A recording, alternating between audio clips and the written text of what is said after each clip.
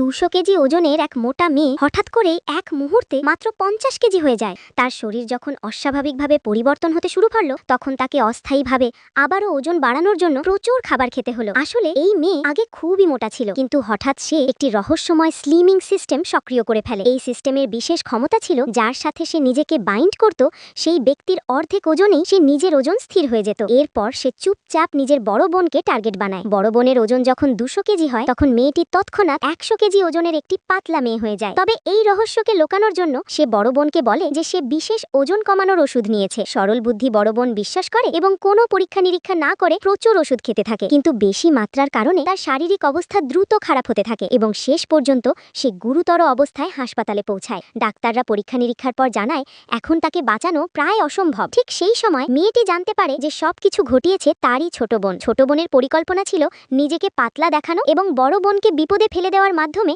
তার ওজন কমানোর সিস্টেমের সুবিধা নেওয়া। ছোট বোন বুঝতে পারে এখন সত্য লুকানোর কোনো মানে নেই, তাই সে সব খুলে বলে দেয়। সে স্বীকার করে যে তার পাতলা হওয়া কোনো ওষুধের কারণে নয়, বরং স্লিমিং সিস্টেমের খেলা। তার ওজন সব সময় বাইন্ড করা ব্যক্তির অর্ধেক হয়ে যায়। এই সিস্টেম প্রতি 3 মাসে একবার সেটেলমেন্ট করে।